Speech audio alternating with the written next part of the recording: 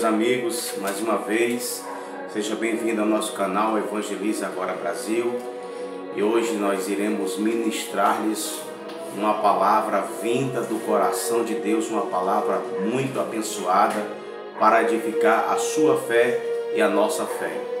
Peço a você que ainda não é inscrito no nosso canal Evangeliza Agora Brasil, vá lá no sininho das nossas notificações, aperta lá o sininho e já seja inscrito em nosso canal Evangeliza Agora Brasil. E você que já é inscrito em nosso canal Evangeliza Agora Brasil, por favor, eu peço que você compartilhe nos grupos do WhatsApp da sua igreja local. Se você gosta do nosso conteúdo, gosta dos nossos vídeos, então compartilhe para bastante pessoas e eu serei muito grato a você. Amém? Eu sou o evangelista Jailson Jussier e hoje nós iremos ministrar a palavra do Senhor no segundo livro da Bíblia Sagrada, o livro do Êxodo, Êxodo capítulo 14, versículo 15. Êxodo capítulo 14, versículo 15. Esse versículo 15 é bastante conhecido da noiva do Cordeiro na face da terra. Diz assim o verso 15: Então disse o Senhor a Moisés, quer dizer, falou Deus com Moisés: Por que clamas a mim? Uma interrogação. Dize aos filhos de Israel que marchem. Esse versículo aqui, a última palavra é um verbo de ação, marchem. Amados, queridos, nós hoje vamos ministrar-lhes a palavra do Senhor sobre um tema: o mar vai se abrir. No Velho Testamento, nas páginas velho testamentárias, não existe milagre comparado à travessia do Mar Vermelho. Esse milagre e esse episódio, essa narrativa bíblica, ela é ímpar, ela tem a sua singularidade. Não tem no Velho Testamento nenhum milagre comparado à travessia do Mar Vermelho. Na minha concepção da minha fé, eu creio que você vai concordar comigo. Essa passagem aqui não vai ter outro episódio igual a esse. Por isso que eu digo que é ímpar, é singular. Tá bom? Fica claro aí. Não existe nenhum milagre do Velho Testamento igual a essa passagem de Israel pela travessia do Mar Vermelho. Nós lemos um texto, capítulo 14, versículo 15, bastante conhecido da igreja do Senhor, conhecido do povo de Deus. E esse texto, esse contexto vai trazer muitas lições, para os nossos dias, da nossa fé cristã, da nossa vida cristã. Quero deixar uma observação aqui, já que é um texto que fala de milagre, do sobrenatural de Deus. Milagre, ele não se explica, milagre se aceita pela fé. Fica claro aí? Israel estava sobre um cativeiro de mais de 400 anos. Israel estava sofrendo demais devido à sua servidão, sendo escravo nessa época pelo um líder muito ditador, muito cruel, Faraó. Faraó não é o nome de um indivíduo ou de uma pessoa. Faraó é o título dado ao indivíduo, ou seja, a uma pessoa. E a Bíblia diz que Deus vai estender as mãos com o seu braço forte, com a sua mão estendida. Deus vai resgatar o povo de Israel de um cativeiro que há muitos anos Israel estava num jugo bastante severo por Faraó. o Mar Vermelho foi aonde Deus manifestou o seu poder, o seu sobrenatural. Essa passagem da travessia do Mar Vermelho fez parte da história de Israel. Os estudiosos dizem que não está localizado em Jerusalém. Alguns dizem que está localizado em um canto, cada um tem uma tese, um pensamento. Mas quero deixar aqui bem claro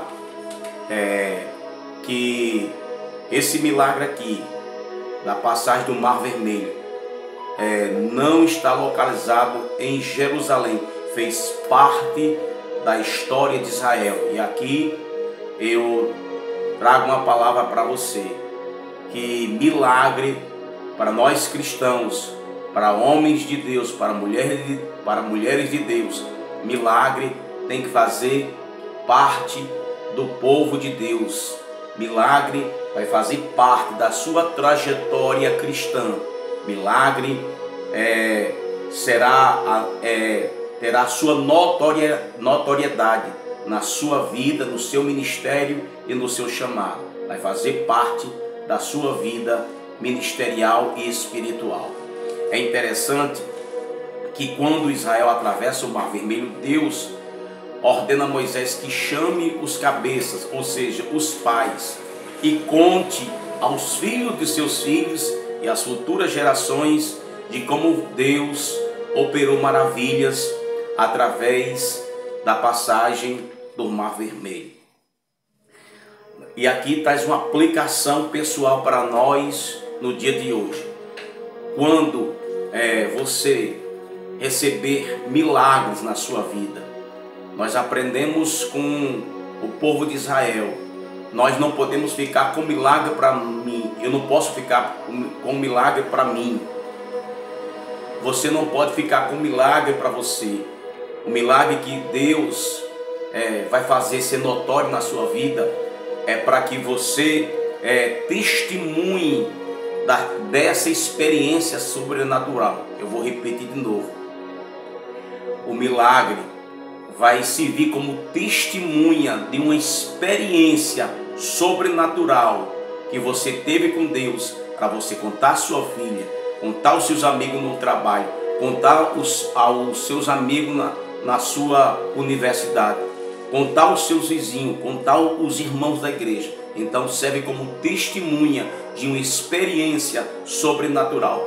Foi o que Israel contou para os seus filhos, e os seus filhos ficaram pasmados com o testemunho da experiência sobrenatural que os filhos de Israel receberam ali naquela madrugada. Queridos, para Deus operar o sobrenatural na vida de Israel, primeiramente Deus viu o castigo, a malignidade, o sofrimento de Israel, a dor que Israel estava passando durante esses muitos anos. Estava debaixo de um jugo bastante severo, e Deus vai fazer uma coisa que traz uma lição para a nossa vida espiritual. Israel estava no cativeiro, o cenário era de dor, de choro, de clamor, de desespero. Deus vai mudar o quadro, vai reverter o quadro. O que é que Deus vai fazer? Deus vai manifestar a sua soberania na vida do seu povo eleito. Pregador, o que é que Deus vai fazer? Para Deus mudar a história, para Deus mudar o quadro, ou reverter o quadro, o que é que Deus vai fazer? Deus vai manifestar uma intervenção divina. Para quê, pregador? A intervenção de Deus vai mudar, vai reverter o cenário e esse cativeiro aqui. A intervenção de Deus vai trazer uma lição para Israel e para nós. O que é que Deus vai fazer? Nessa intervenção divina, Deus vai fazer uma coisa linda. Num quadro de desgraça, de lamentações e de choro, Deus vai reverter o cenário. E qual é, pregador? Do cenário de choro, de angústia, de sofrimento. A intervenção de Deus desce para quê? Para mudança de história, ou seja, para escrever uma nova história. Irmão, isso aqui é tremendo. Eu quero profetizar uma intervenção divina. Eu não sei qual é a sua luta, a sua adversidade. Parece que você está sem saída. Nós ficamos às vezes no beco sem saída. Parece que tudo vai se acabar. Israel estava dessa forma. Parece que a nossa história vai acabar aqui. Aí a intervenção de Deus chega. Aí Deus está dizendo assim: eu estou fazendo uma mudança radical de história na vida de vocês, Israel.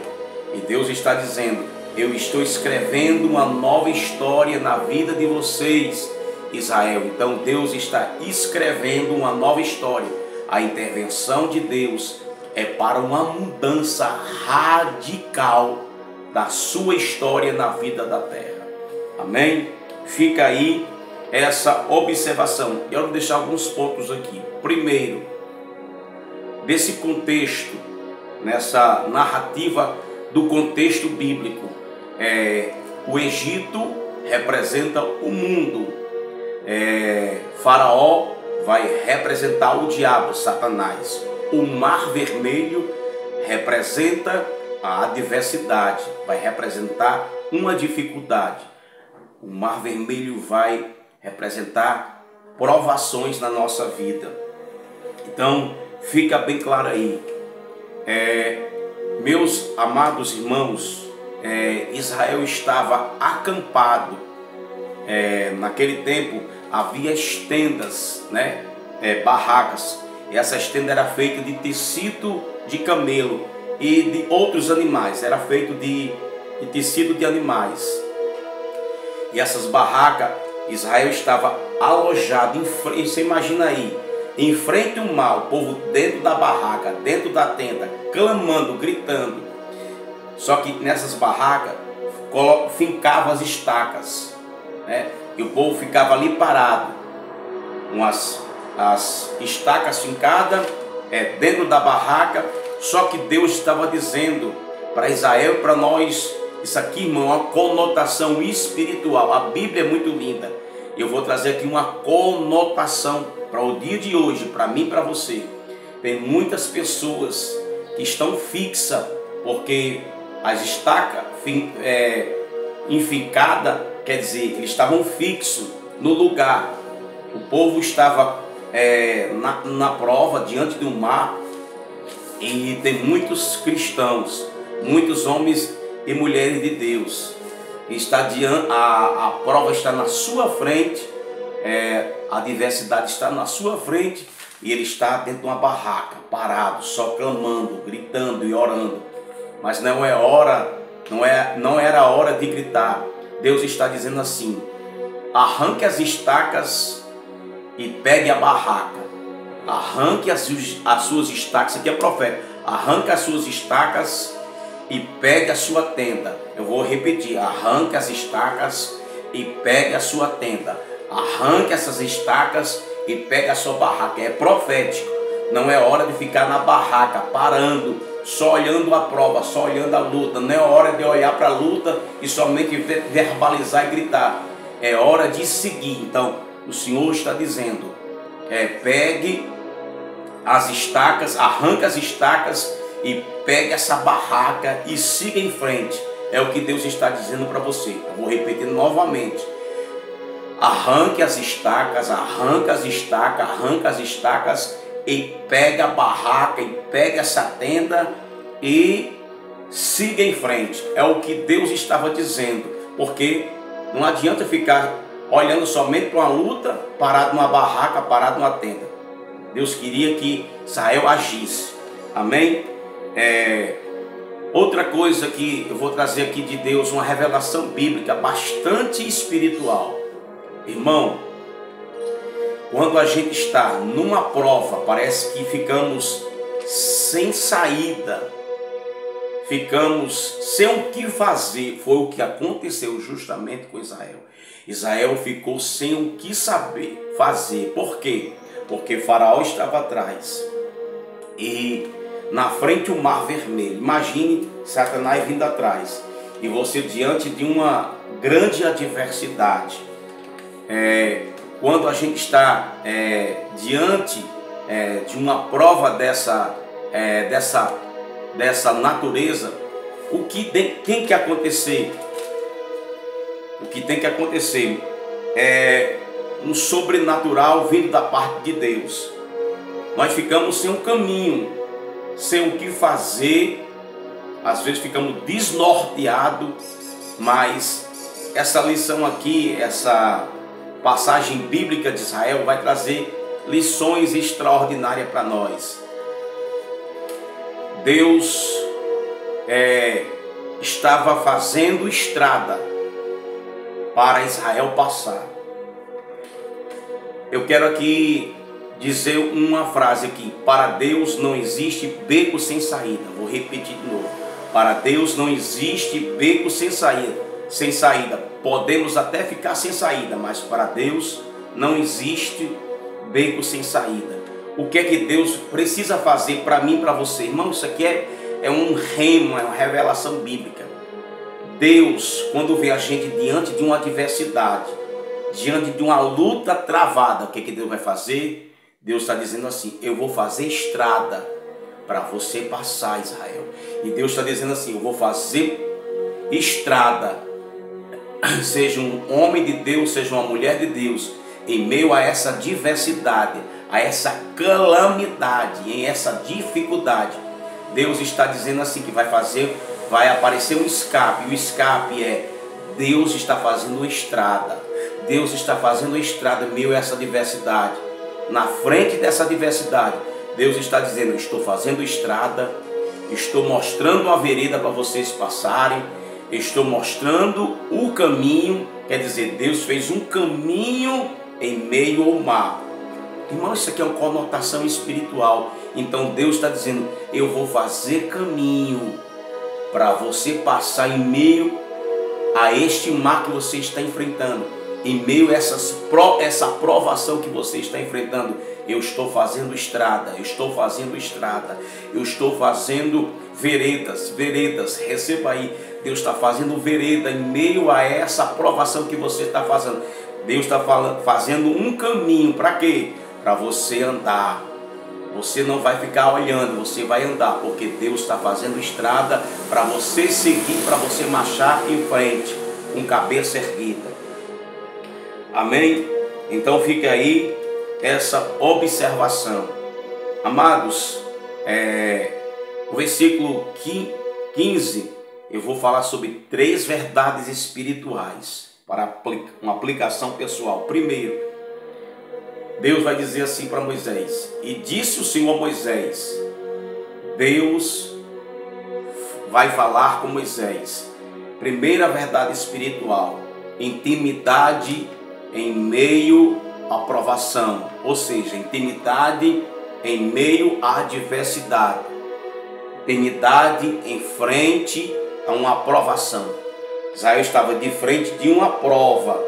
O mar representa uma prova, você está em frente. E o que é que Deus vai fazer? Irmão, Deus é especialista em fazer o sobrenatural. A Bíblia diz que Deus tem intimidade com Moisés. A importância é essencial, é de suma importância, é indispensável um homem e uma mulher de Deus ter intimidade quando o mar está na sua frente. Olha como é imprescindível nós termos intimidade. Nós precisamos buscar, nós precisamos descer, se humilhar, para que essa intimidade venha se aprofundar na nossa vida espiritual e na sua vida espiritual.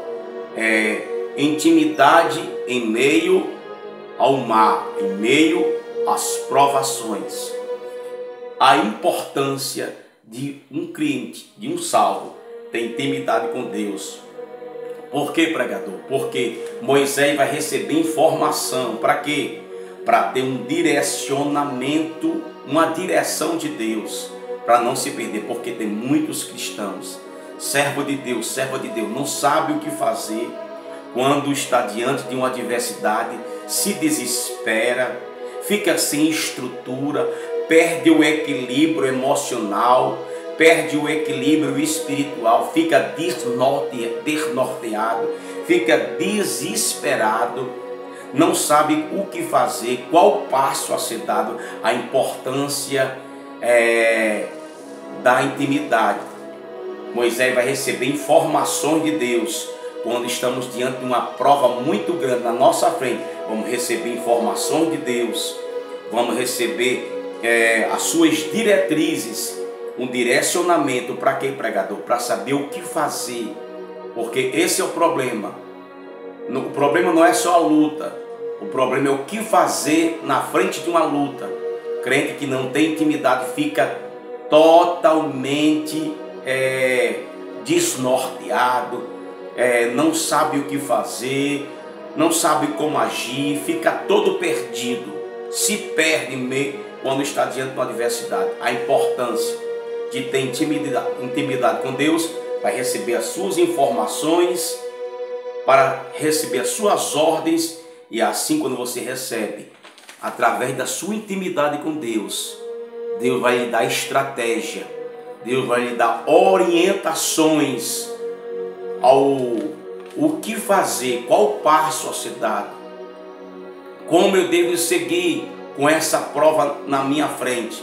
É isso a importância de termos intimidade com Deus. Fica aí essa primeira verdade. Eu quero profetizar aqui.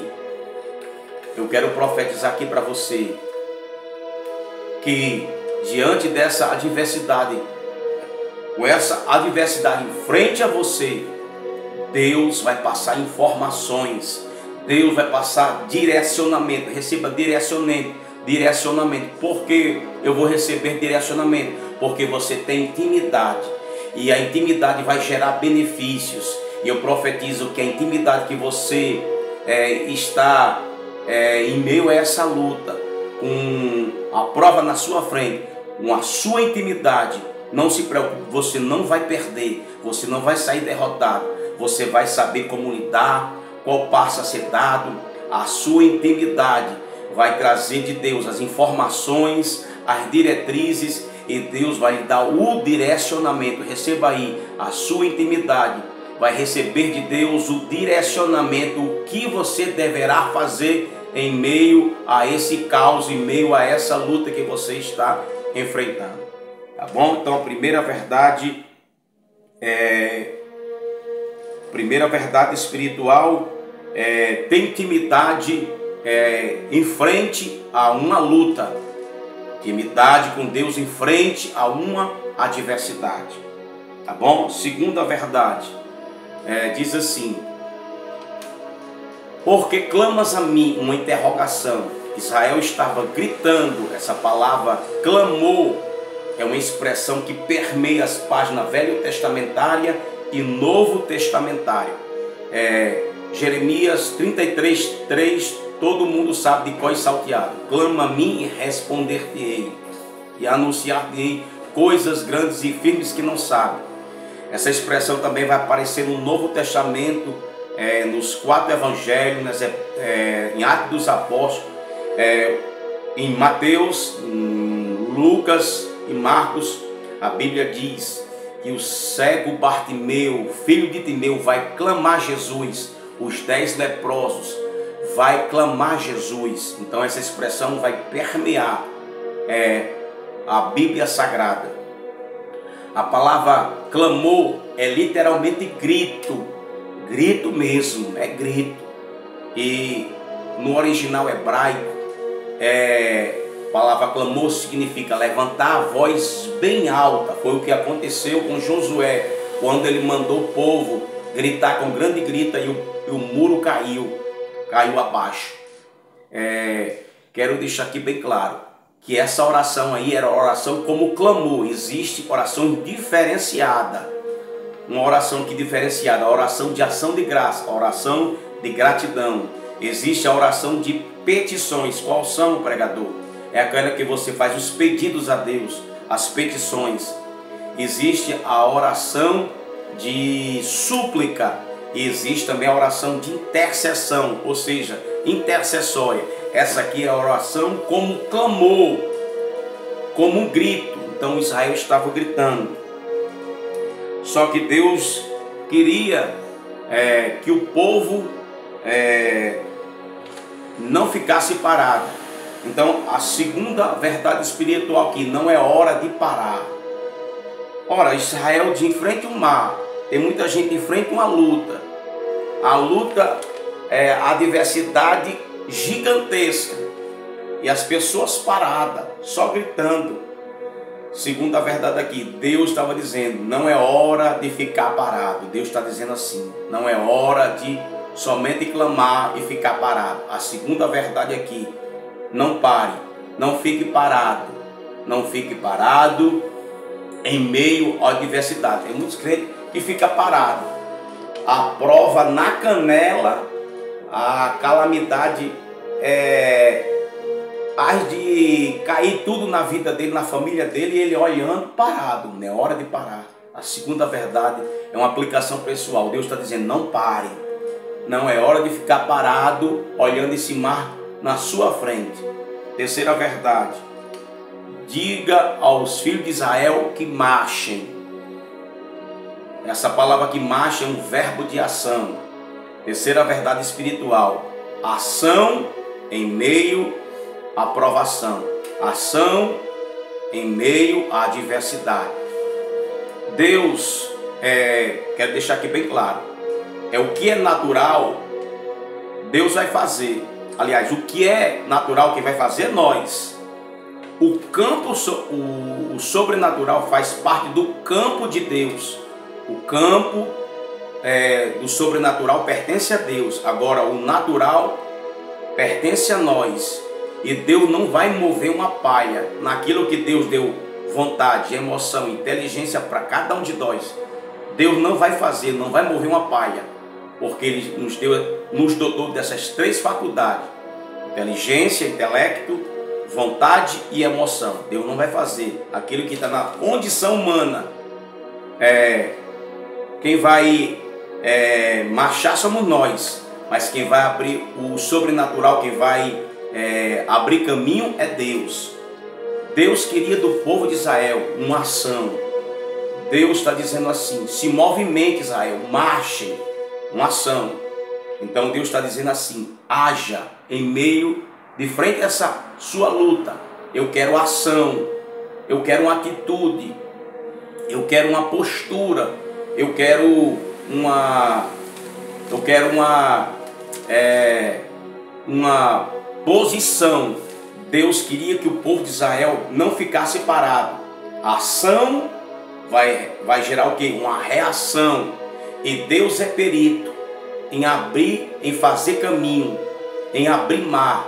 E eu estou profetizando que Deus, na sua ação, quando a gente tem a nossa ação, não se preocupe, porque quem vai fazer caminhos é Deus.